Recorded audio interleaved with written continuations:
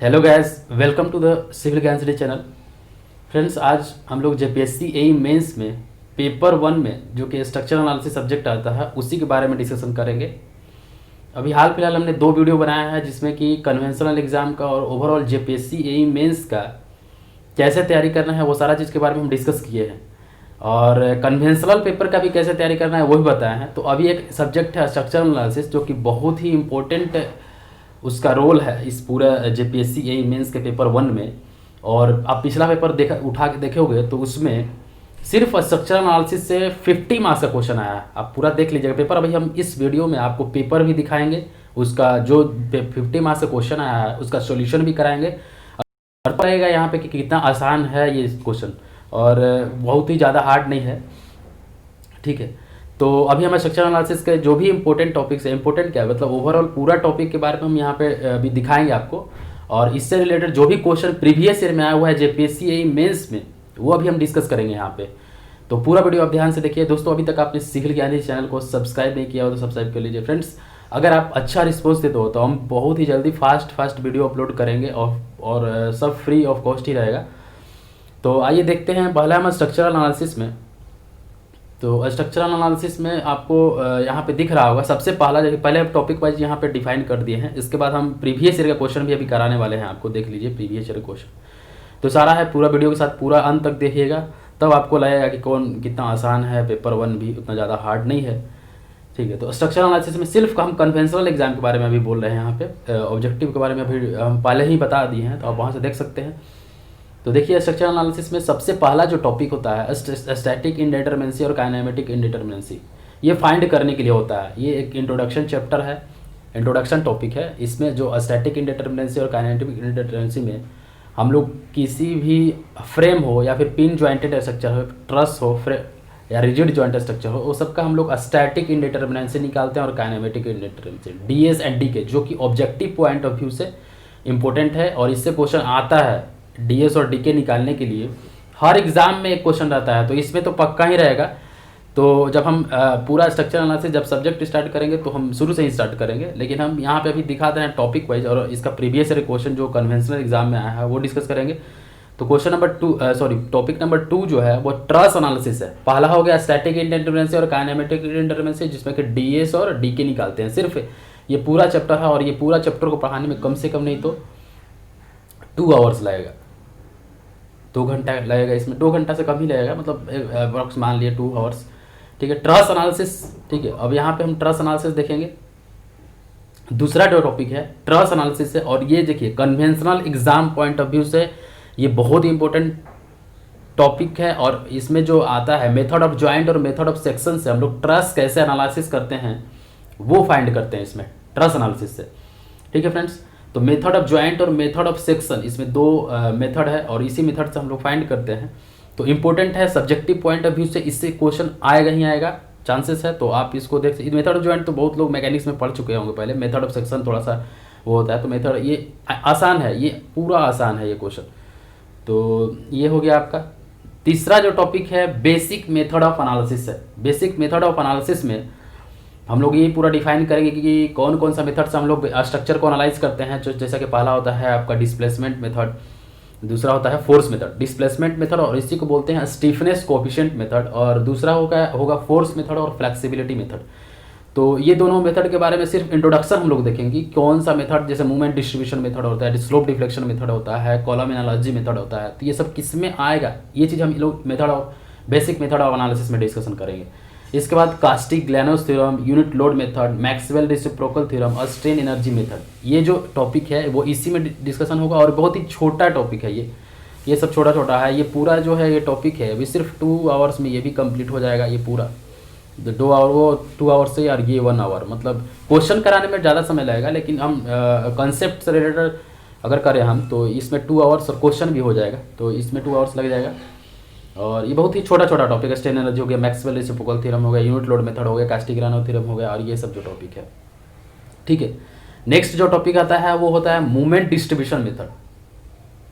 ठीक है friends, movement distribution method. तो मूवमेंट डिस्ट्रीब्यूशन मेथड से एक क्वेश्चन पक्का है, आता ही आता है। मूवमेंट डिस्ट्रीब्यूशन मेथड से इंपॉर्टेंट है, और सिर्फ आप मूवमेंट डिस्ट्रीब्यूशन मेथड अगर थोड़ा देखिए, ये जितना भी टॉपिक बता रहे हैं थोड़ा थोड़ा ध्यान देते हैं आप, तो ऐसा कुछ हार्ड नहीं है। हार्ड हम बता देते हैं इसमें क्या है, वो भी बताएंगे हार्ड क्या है। हार्ड सिर्फ इसमें एक 9 ही है, मैट्रिक्स अप्रोच जो है वो थोड़ा सा हार्ड है, बाकी सब आसान ही आसान है। तो यहाँ पे मूवमेंट डिस्ट्रीब्यूशन मेथड है, एक क्वेश्चन आप करेंगे तो सारा क्वेश्चन हो जाएगा। तो ये एक हो गया जिससे आता है। नेक्स्ट हो गया स्लोप डिफ्लेक्शन मेथड। ठीक है, स्लोप डिफ्लेक्शन मेथड से भी एक क्वेश्चन रहता है। स्लोप डिफ्लेक्शन मेथड से हर एग्जाम में, जैसे बीपीएससी हो गया, उड़ीसा पब्लिक सर्विस कमीशन हो गया, झारखंड पब्लिक सर्विस कमीशन हो गया, या फिर आपका Uttar Pradesh public services commission का असिस्टेंट इंजीनियर का, तो ये सब में स्लोप डिफ्लेक्शन इक्वेशन से एक क्वेश्चन आया है। तो स्लोप डिफ्लेक्शन इक्वेशन हम ऑलरेडी वीडियो बनाए हुए हैं, फिर भी उसको कोई देख नहीं रहा है, तो आप इसको प्लीज़ जाके देखिए वीडियो। एक क्वेश्चन वहाँ से चांसेस आने का। प्लास्टिक थ्योरी, ये भी इंपॉर्टेंट है। ऐसा कि हम पहले ही बता दें कि स्ट्रक्चर एनालिसिस जो है कि इंपॉर्टेंट ही चैप्टर है, तो प्लास्टिक एनालिसिस इंपॉर्टेंट है। इससे भी थ्योरेटिकल और थ्योरेटिकल और इसमें सब्जेक्टिव दोनों क्वेश्चन, ऑब्जेक्टिव और सब्जेक्टिव दोनों ही टाइप का क्वेश्चन इससे आने का चांसेस होता है। प्लास्टिक थ्योरी से एनालिसिस करने के लिए आता है, आपका प्लास्टिक हिंज निकालने के लिए आता है, मूवमेंट जो प्लास्टिक हिंज पे कितना मूवमेंट आता है वो निकालने के लिए आता है। तो यहाँ पे आपका प्लास्टिक थ्योरी भी इंपॉर्टेंट है। नेक्स्ट होता है rolling load and influence line, rolling load and ILD diagram. ILD diagram से अभी जेपीएससी एई मेंस के प्रीवियस ईयर में 25 मार्क्स का क्वेश्चन पूछा हुआ है, यहीं से सिर्फ 25 मार्क्स का क्वेश्चन पूछा हुआ है। तो आप समझ सकते हैं कि कितना इंपॉर्टेंट है ये, तो और कितना आसान भी है, अभी आपको पता चल जाएगा। अगला टॉपिक है आर्चेज एंड केबल्स। इससे भी 25 मार्क्स का क्वेश्चन पूछा हुआ है जेपीएससी मेंस में प्रीवियस ईयर में, तो यहाँ से ही 50 मार्क्स का क्वेश्चन जेपीएससी मेंस में पूछ दिया गया है। ठीक है, नेक्स्ट आता है मैट्रिक्स अप्रोच। इससे भी ऑब्जेक्टिव और सब्जेक्टिव दोनों आता है, इससे भी क्वेश्चन आ जाता है, बराबर आता है क्वेश्चन। थोड़ा सा यही हार्ड है, बाकी सारा आसान है, बाकी सब आप इजीली कर पाओगे, इसमें कहीं पे कोई दिक्कत नहीं है। स्ट्रक्चरल एनालिसिस में अगर आप ज़्यादा समय भी इसमें नहीं देना है, अगर आप 8 घंटा देते हो इसमें ना, कुल मिला के बोल रहे हैं, पूरे में सिर्फ 8 आवर्स का अगर हम सेशन ले लेते हैं, मतलब 2-2 आवर करके, या फिर 1 आवर करके 8 दिन तक ले लेते हैं, तो आपका कंप्लीट हो जाएगा। फास्ट तरीके से पढ़ाना होगा, ऐसा नहीं है कि आप पूरा हम पढ़ाए और लिख रहे हैं, नोट कर रहे हैं, तो वैसे तो बहुत देर लग जाएगा, वैसे तो बहुत टाइम लगता है। लेकिन अगर आप सिर्फ हम पीडीएफ बना के अगर हम सिर्फ बनाता दें तो 8 घंटा में ये पूरा कंप्लीट होगा, उससे कम ही में कंप्लीट हो जाएगा।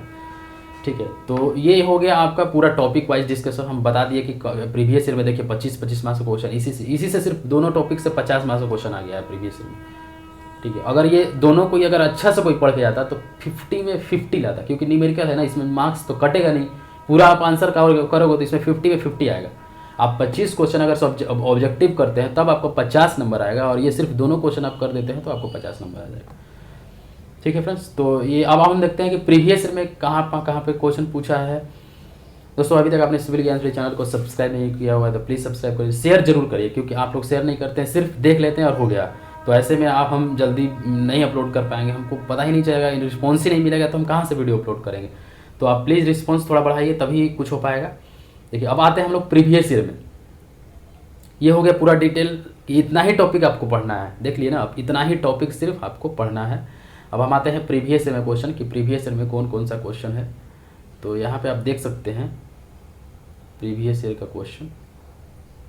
ठीक है, ये आ गया जेपीएससी मेंस का प्रीवियस ईयर क्वेश्चन है, देख सकते हैं आप। इसमें पहले क्या था कि सब्जेक्टिव और ऑब्जेक्टिव दोनों एक ही साथ पूछा जाता था, हो सकता है इस बार भी ऐसे ही हो, क्योंकि पिछला जो 2013 में एग्जाम हुआ था तो उस समय क्या था, मैक्सिमम मार्क्स 200 था, इस 100 ऑब्जेक्टिव का और 100 सब्जेक्टिव का। इस बार क्या कर दिया है कि 200 सब्जेक्टिव होगा और 200 ऑब्जेक्टिव, मतलब 200 मार्क्स का सब्जेक्टिव होगा और 200 मार्क्स का ऑब्जेक्टिव होगा यहाँ पे।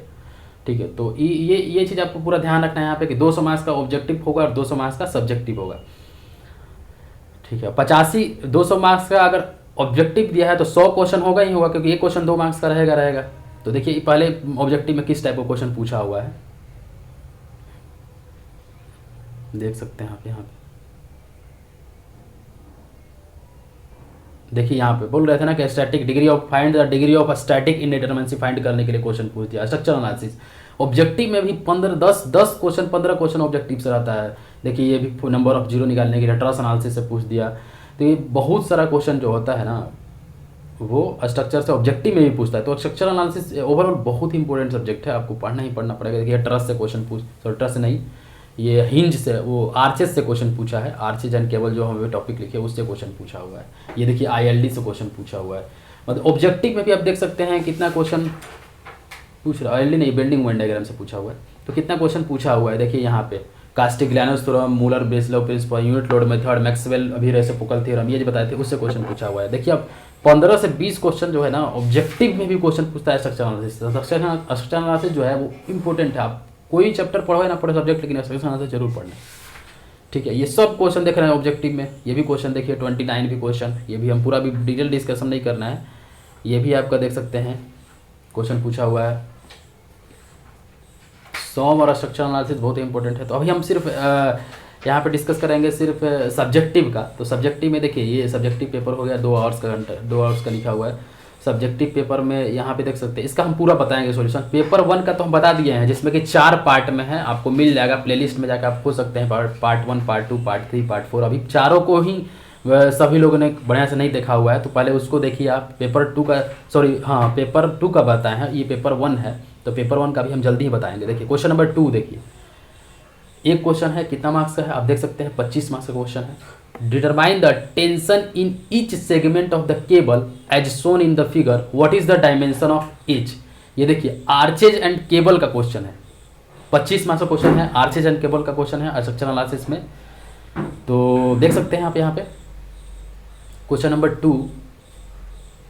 ठीक है, तो determine the tension in each segment of the cable as shown in the figure, what is the dimension of each. देखिए यहाँ पे ए दिया हुआ है, बी, सी, डी, 4 पॉइंट दिया हुआ है, सब पे लोड दिया हुआ है 3 किलो न्यूटन का लोड। टेंशन निकालना है इस केबल में, इस केबल में, इस केबल में, ये तीनों केबल में हमको टेंशन निकालना है। ये आर्चेज एंड केबल का क्वेश्चन है, तो आप देख सकते हैं यहाँ पे। तो सबसे पहले हम इसको निकालने के लिए पहले एनालाइज करेंगे रिएक्शन को। तो यहाँ पे एक रिएक्शन लग जा रहा है आर ए, और यहाँ पे एक रिएक्शन हॉरिजॉन्टल रिएक्शन लग रहा है एच ए, फिर यहाँ पे डी पे आर डी और ये एच डी, ये इस टाइप का रिएक्शन लग रहा है। अब हम मूवमेंट जीरो करके, समेशन ऑफ मूवमेंट जीरो करके, अब हम क्या करेंगे, पहले R A, R D, H A, H D निकालेंगे। तो आइए देखिए सोल्यूशन हम लोग किस तरह से सोल्यूशन किए हुए हैं।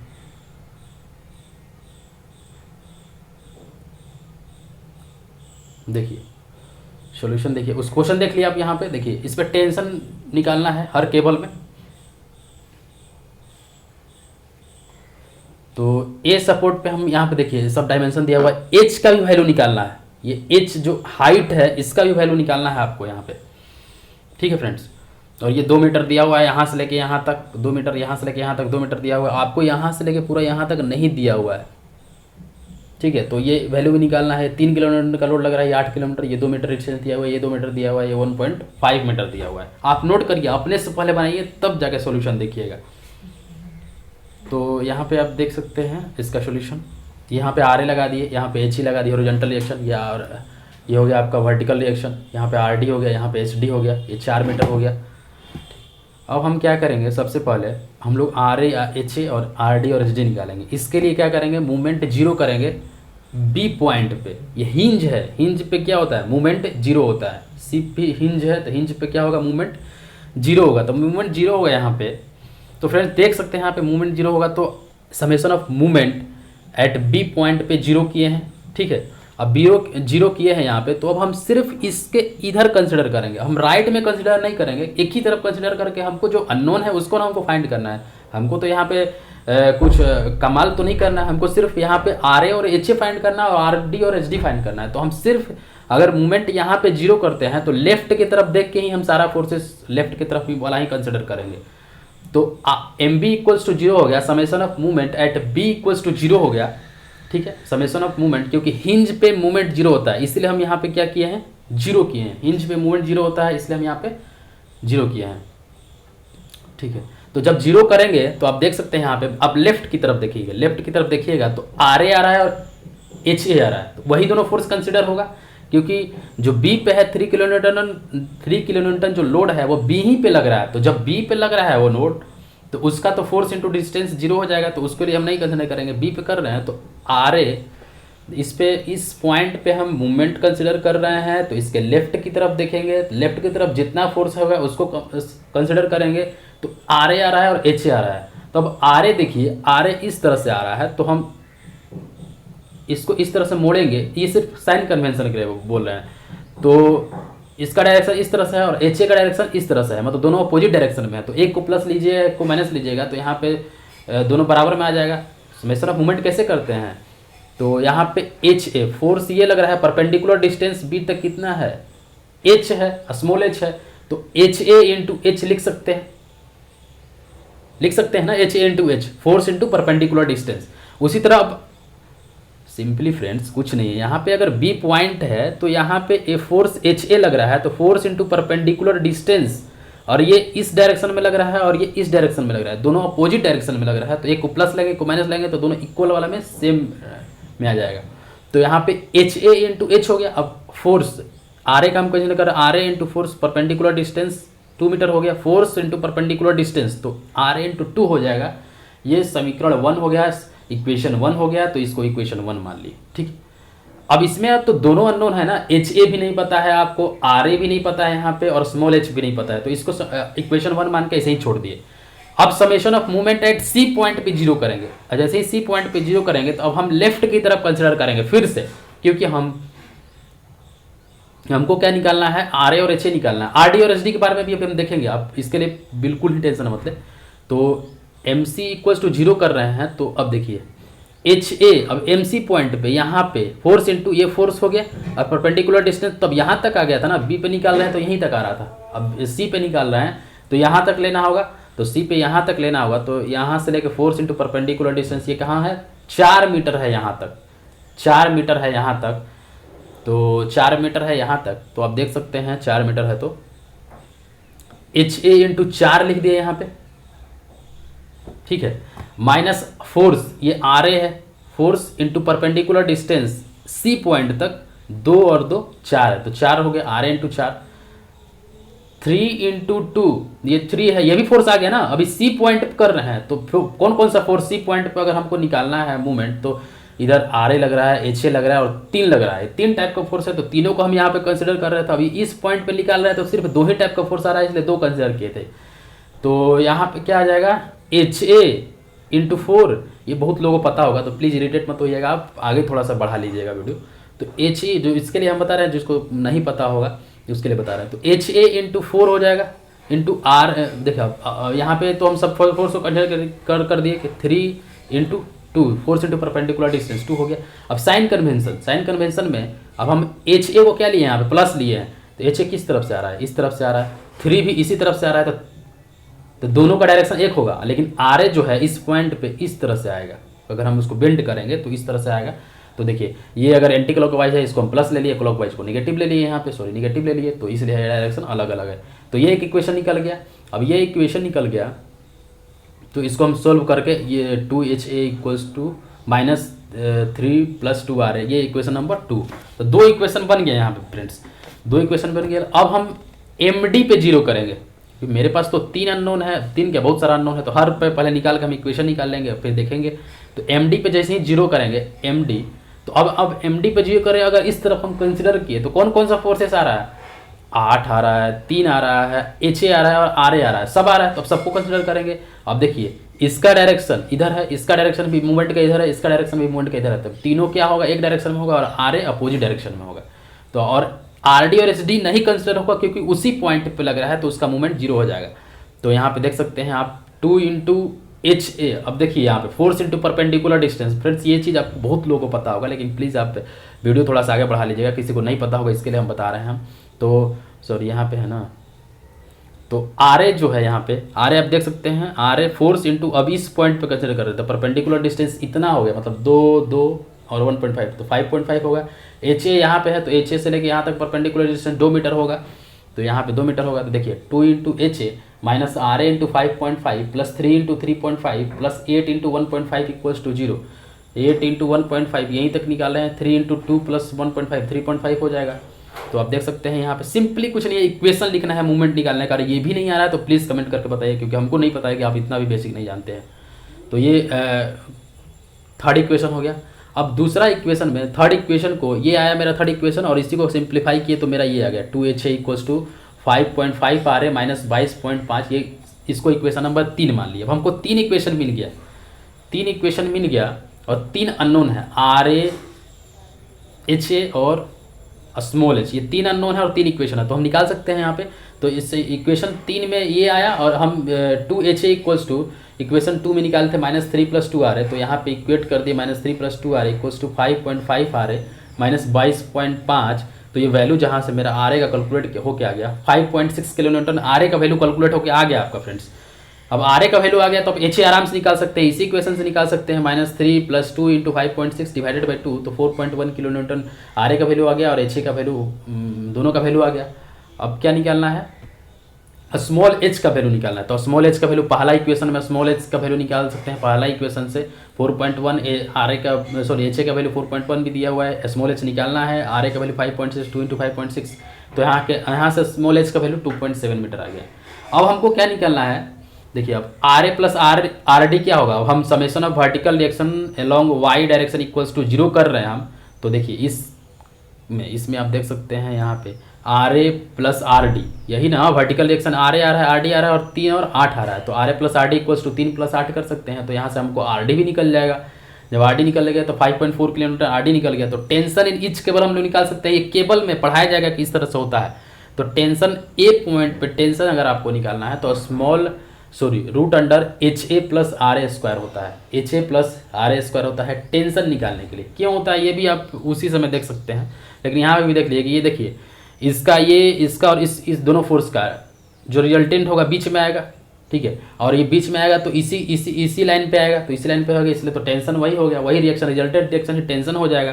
तो यहाँ पे T A equals to H A plus R A का स्क्वायर अंडर रूट हो जाएगा, तो आप इसको कैलकुलेट करेंगे तो 6.94 किलो न्यूटन आएगा। उसी तरह टी डी पे निकाल लेंगे, तो टी डी पे निकाल लेंगे तो इधर आर डी आ रहा है इधर एच डी आ रहा है, तो इसका जो होगा इस तरह से होगा, तो यहाँ पे R D plus H D का स्क्वायर, तो यहाँ पे 6.78 किलो न्यूटन आ गया। अब टी ए निकल गया और टी डी निकल गया, टेंशन निकल गया। अब टेंशन जो है बीच में कितना आ रहा है, टेंशन सी बी और टेंशन सी डी, तो इसके लिए देखिए यहाँ पे देख सकते हैं 6.94 इसमें आया, 4.82 इसमें आया और 6.78 इसमें आया, सॉरी। अब यहाँ पे देखिए, यहाँ पे टी ए निकाला और आपका टी डी निकल गया, दो निकल गया, यहाँ पे टी ए निकला यहाँ पे टी डी निकल गया।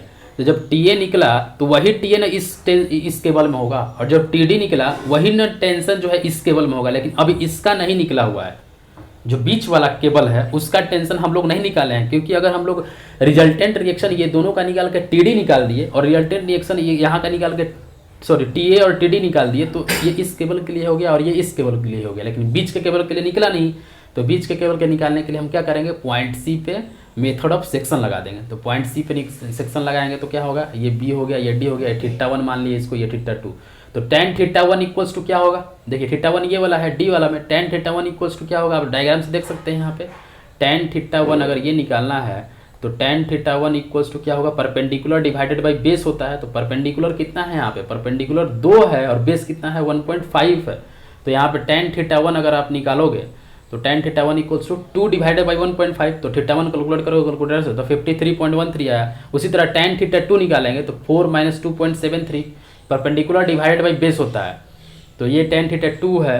अब tan θ2 के लिए क्या करेंगे, सॉरी सी पॉइंट पर कर रहे हैं, तो ये tan θ2 है, tan θ2 के लिए पूरा हो गया 4 और इतना हो गया 2.73, क्योंकि स्मॉल एच का वैल्यू निकाला है, तो इतना जो परपेंडिकुलर होगा वो आ गया कितना 4 - 2.73 डिवाइडेड बाई 2 हो जाएगा, बेस 2 मीटर हो जाएगा। तो यहाँ पे 4.73 और -2 मीटर करेंगे तो tan θ2 का वैल्यू 32.42 डिग्री आ गया। अब फिर समेशन ऑफ, अब इसी ज्वाइंट पे, अब इसी जो मेथड ऑफ सेक्शन यहाँ पे लगाए हैं, तो summation of forces along x axis equal to 0 करेंगे तो क्या आएगा, टी सी डी कॉस θ1 यहाँ पे आएगा, टी सी डी कॉस θ1, और यहाँ पे क्या आएगा टी सी बी कॉस θ2 आ जाएगा, और दोनों अपोजिट है तो इक्वल टू 0 आ जाएगा। अब tan सी डी का वैल्यू आपको 6.78 पता है, क्योंकि आप निकाले थे ना अभी यहाँ पे टी डी का वैल्यू, तो वही tan टी सी डी का वैल्यू हो जाएगा। तो यहाँ पे टी सी डी का value 6.78, cos θ1 53.3 equals to T C B नहीं पता है, कॉस θ2 32.42, तो टी सी बी का वैल्यू 4.82 किलो न्यूटन आ गया। ठीक है फ्रेंड्स, अभी हम निकाले ना यहाँ पे टी ए और टी डी। अब टी ए टी डी क्या होगा, टी ए टी डी आप यहाँ पे निकाले, अब ये यहाँ पे जो रिएक्शन था इसका निकाले तो यही वाला रिएक्शन इसके लिए भी हो जाएगा, और यहाँ पे जो निकाले टी ए ये भी यही हो जाएगा, लेकिन इसका नहीं निकला था इसीलिए हम ये वाला लगाए। तो यहाँ पे क्या आ गया, टेंशन इन ईच केबल निकल गया और स्मॉल एच का वैल्यू निकल गया, यही निकालना था। और ये कितना मार्क्स का क्वेश्चन है, 25 मार्क्स का क्वेश्चन है फ्रेंड्स। अगर आप हम अगर बिना समझाए अगर आपको बताते ना तो ये मुश्किल से मुश्किल ये 4 मिनट 3 मिनट का क्वेश्चन है। हार्डली मान लीजिए 5 मिनट में आप इजीली कर सकते हैं 5 मिनट में। तो देखिए 25 मार्क्स का क्वेश्चन और सिर्फ 5 मिनट और आप क्वेश्चन सोल्व कर दिए। अब देखिए दूसरा क्वेश्चन,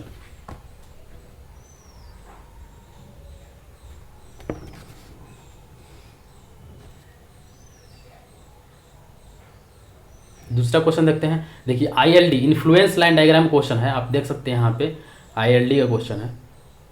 थोड़ा सा हम बता के मतलब ज़्यादा समझा दे रहे हैं, वीडियो फास्ट कर लीजिएगा या फिर बढ़ा लीजिएगा। थोड़ा सा हम फास्ट करके मतलब स्लो बता रहे हैं और बहुत ज़्यादा बता रहे हैं एक ही चीज़ को। हमको लग रहा है कि कोई कमज़ोर भी स्टूडेंट होगा इसलिए बता दे रहे हैं, नहीं तो नहीं बताते। अब देखिए क्वेश्चन नंबर 2 में क्या बोल रहा है, draw the ILD for shear in the panel CD panel में ILD निकालना है of the floor shown in the figure 2। देखिए यहाँ पे 10 फीट दिया हुआ है, 10 फीट दिया हुआ है, 10 फीट दिया हुआ है, 10 फीट दिया हुआ है। तो 1 फीट इक्वल्स टू 0.30 मीटर होता है। तो 10 फीट इक्वल्स टू 3 मीटर हो जाएगा। तो यहाँ पे 3 मीटर, यहाँ पे 3 मीटर, यहाँ पे 3 मीटर, यहाँ पे 3 मीटर आप कर लीजिएगा। तो अब इसका हम सॉल्यूशन बताते हैं आपको ILD का। देखिए CD पैनल में आपको निकालना है शियर फोर्स। तो देखिए इस टाइप का क्वेश्चन करने के लिए यूनिट लोड दे दिया हुआ 1 न्यूटन। अब हम लोग हर पैनल में एनालाइज करेंगे, AB में एनालाइज करेंगे, BC में एनालाइज करेंगे और DE में एनालाइज करेंगे। CD में निकालना है तो उसके लिए एनालाइज नहीं करेंगे शियर फोर्स, क्योंकि वहाँ पर तो निकालना ही है। तो यहाँ पे लोड लग रहा है तो यहाँ पे शियर फोर्स कितना जनरेट होगा, यहाँ पे लोड लग रहा है तो कितना होगा, इधर लग रहा है तो कितना शियर फोर्स जनरेट होगा, ये सब हम एनालिसिस करेंगे और फिर देखेंगे। तो देखिए for panel CD analysis from right section of the panel. तो अब हम लोग क्या करेंगे, when unit load between A and B, पहले A और B में प्लेस करेंगे यूनिट लोड। तो जब हम यूनिट लोड A और B में प्लेस किए, देखिए यहाँ पे दिख रहा होगा 1 kilo Newton on x distance पे। अब summation of movement at G पे हम लोग 0 करते हैं तो क्या आ जाएगा, RF इंटू 9 आएगा। ये फोर्स देखिए रिएक्शन फोर्स हो रहा है, तो RF इंटू 3 3 6 3 9 इंटू 1 इंटू इस पॉइंट पे निकाल रहे हैं तो 1 इंटू 3 माइनस x होगा। ये सब चीज़ आपको शायद हमको लग रहा है पता होगा। तो यहाँ पे RF का वैल्यू क्या आ जाएगा, -3 -6 डिवाइडेड बाई 9 आ गया। आपको हम मान के चल रहा है कि बेसिक पता होगा इसलिए बता रहा है, अगर बेसिक नहीं पता होगा तो आप कमेंट लिख के बता सकते हैं। तो यहाँ पे देखिए ILD ऑर्डिनेट निकालने के लिए shear force at panel CD के निकालने के लिए CD पैनल में शियर फोर्स क्या होगा। तो देखिए कहीं भी आपको अगर शियर फोर्स निकालना होता है, कहीं भी किसी भी पॉइंट पे अगर बीम में अगर शियर फोर्स निकालना होता है तो या तो आप उसके लेफ्ट की तरफ देखोगे या फिर उसके राइट की तरफ देखेंगे। एक ही तरफ देखना है, दोनों तरफ नहीं देखना है, सिर्फ एक तरफ देखना है। एक तरफ अगर हम राइट की तरफ देख रहे हैं, जिस तरफ कम फोर्सेस रहता है उसी तरफ देखते हैं, क्योंकि हमको कैलकुलेशन करने में आसानी होगा। तो हम सिर्फ यहाँ पर राइट की तरफ देख रहे हैं तो हमको सिर्फ RF मिल रहा है, राइट की तरफ दिख रहा है तो RF मिल रहा है। तो किसी भी पॉइंट पे अगर हमको शियर फोर्स निकालना है तो उसके लेफ्ट की तरफ देखेंगे या फिर राइट की तरफ देखेंगे। राइट की तरफ देख रहे हैं तो जितना भी फोर्सेस आ रहा है उसका समेशन कर देंगे अकॉर्डिंग टू साइन कन्वेंशन, तो वो क्या हो जाएगा, शियर फोर्स हो जाएगा। तो shear force at panel CD, ठीक है, shear force at panel CD क्या हो जाएगा, RF हो जाएगा, क्योंकि RF ही है ना, इसके इधर सिर्फ RF है। तो RF का वैल्यू अभी हम निकाले -3 -6 डिवाइडेड बाई 9 आ रहा है, तो -RF होगा, क्योंकि हम लोग लेफ्ट के तरफ में ऊपर वाला निगेटिव कंसिडर करते हैं और नीचे वाला पॉजिटिव कंसिडर करते हैं, ठीक है। और राइट की तरफ अगर हम ऊपर वाला करते हैं तो पॉजिटिव होता है और नीचे वाला निगेटिव होता है, उल्टा होता है। तो shear force at panel CD -RF होगा, तो -RF का वैल्यू कितना दिया हो, -6 डिवाइडेड बाई 9, तो 3 - 6 डिवाइडेड बाई 9 आ गया।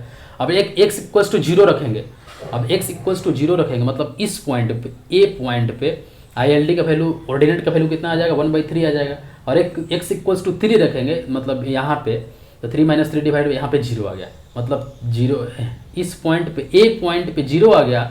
और 3 मीटर मतलब B पॉइंट पे कितना आ गया, A पॉइंट पे x इक्वल्स टू 0 पे ILD का वैल्यू ऑर्डिनेट का वैल्यू 1/3 आ गया और दूसरा पॉइंट पे 0 आ गया।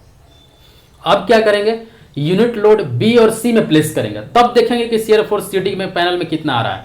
तो अब यहाँ पे B और C में प्लेस कर दिए, फिर summation of movement at G equals to 0 कर रहे हैं, फिर हम राइट की तरफ ही कंसिडर कर रहे हैं, क्योंकि लेफ्ट की तरफ अगर हम कंसिडर करते हैं तो हमको कुछ मिल ही नहीं रहा है, तो उससे हम एनालाइज क्या करेंगे, तो इसलिए हम राइट की तरफ ही कर रहे हैं। तो देखिए summation of movement at g equals to 0, तो 1 इंटू एक्स हो जाएगा, क्योंकि 1 ये फोर्स लग रहा है, परपेंडिकुलर डिस्टेंस कितना है x है, तो 1 इंटू एक्स, ये इसको पॉजिटिव लिए और ऊपर वाला को निगेटिव ले लिए, तो माइनस आर एफ इंटू 3 6 और 3 9, आर एफ इंटू 9 कर दिए तो 0 हो गया, तो आर एफ का वैल्यू कितना आ गया, x/9 आ गया। और फिर at x equals to 0 I L D का वैल्यू माइनस आर एफ, और at x equals to 3 I L D का वैल्यू -1/3, इतना हो गया, यहाँ पे कंसिडर हो गया। When load between D to E, load between D to E, load D से और E में प्लेस कर रहे हैं, तो देखिए यहाँ पे अब यहाँ पे RG कंसिडर करेंगे, क्योंकि लोड अगर D और E में प्लेस कर रहे हैं। अब हम क्या करेंगे, शियर फोर्स अगर हमको पैनल CD के लिए निकालना है तो हम लेफ्ट की तरफ देखेंगे। मेरा मन, हम किसी भी तरफ देख सकते हैं, लेफ्ट की तरफ भी देख सकते हैं और राइट की तरफ भी देख सकते हैं, ठीक है। तो हम अभी लेफ्ट की तरफ देखेंगे, इसलिए देखेंगे ना क्योंकि हम RG निकाल ले रहे हैं यहाँ पे, तो आप इसके लिए कोई टेंशन नहीं है। तो अगर हम लोड प्लेस कर दिए D और E के बीच में, यही प्रोसीजर है, ऐसे ही प्रोसीजर आपको फॉलो कर रहा है। अगर इस टाइप का क्वेश्चन आता है तो D और E के बीच में अगर हम लोड प्लेस कर रहे हैं, तो summation of forces along, summation of movement at F equals to 0 हम लोग ले लिए यहाँ पे, तो RG इक्वल्स टू क्या हो जाएगा, 9 होगा। अब हम ये फोर्स कंसिडर कर रहे हैं, RG 3 3 6 3 9, तो RG इंटू 9 माइनस F पे कर रहे हैं तो 3 माइनस एक्स, ये पूरा 3 है। अब आपको ये निकालना, ये पूरा ये x है, यहाँ से लेके यहाँ तक देख लीजिए ना आप, यहाँ पे ये f हो गया यहाँ पे, और ये 1 यूनिट का लग रहा है x डिस्टेंस पे। अब फोर्स ये हो गया 1 और ये परपेंडिकुलर डिस्टेंस है, तो ये पूरा 3 है, तो ये कितना होगा, 3 माइनस एक्स हो जाएगा, तो वही -3 माइनस एक्स इंटू 1 हो जाएगा। तो RG का वैल्यू कितना आ गया, 3 माइनस एक्स डिवाइडेड बाई 9 आ गया। अब फोर पैनल CD के लिए क्या होगा, अब लेफ्ट की तरफ लोग कंसिडर किया है, तो I L D x equals to 0 पे कितना होगा 1/3, और x इक्वल्स टू 3 पे कितना होगा 0 हो जाएगा, ठीक है। अब ये हर पॉइंट पे हम लोग निकाल लिया। अब हम आई एल डी डायग्राम बना लेंगे आराम से। अब देखिए I L D for panel C D निकालिएगा, तो एक पॉइंट पे क्या आ रहा था, 1/3 आ रहा था। आप देख सकते हैं यहाँ पे, हम झूठ नहीं बोल रहे हैं, देखिए यहाँ पे यही निकाले थे ना अभी। पैनल CD के लिए at x equals to 0 I L D का वैल्यू 1/3 आ रहा है, और x इक्वल्स टू 3 पे 0 आ रहा है। एक x यही था ना, तो यहाँ पे देखिए वही डायग्राम हम बनाए हैं। यहाँ पे x इक्वल्स टू 0 पे 1/3 हो गया, और फिर B पे क्या हो जाएगा 0 आ गया। फिर उसी तरह C पॉइंट पे 1/3 है, तो 1/3 आ गया। फिर D -1/3 है, यहाँ पे देख लीजिए C पॉइंट पे देखिए -1/3 है ना, -1/3, तो यहाँ पे -1/3 की है। फिर D पॉइंट पे देखिएगा तो +1/3 है, देखिए D पॉइंट पे +1/3 है, तो यहाँ +1/3 की। F पे फिर 0 है, F पे आप देख सकते हैं 0 है, F पे यहाँ पे 0 है, तो यहाँ पे 0 कर दिए। अब देखिए यहाँ पे ILD डायग्राम बन गया इस तरह से। क्या था, कितना आसान था, 25 मार्क्स का क्वेश्चन है। अब कितना टाइम लगा आप खुद ही देख सकते हैं। अगर हम समझा के नहीं बनाते तो आप बहुत जल्दी बना सकते थे।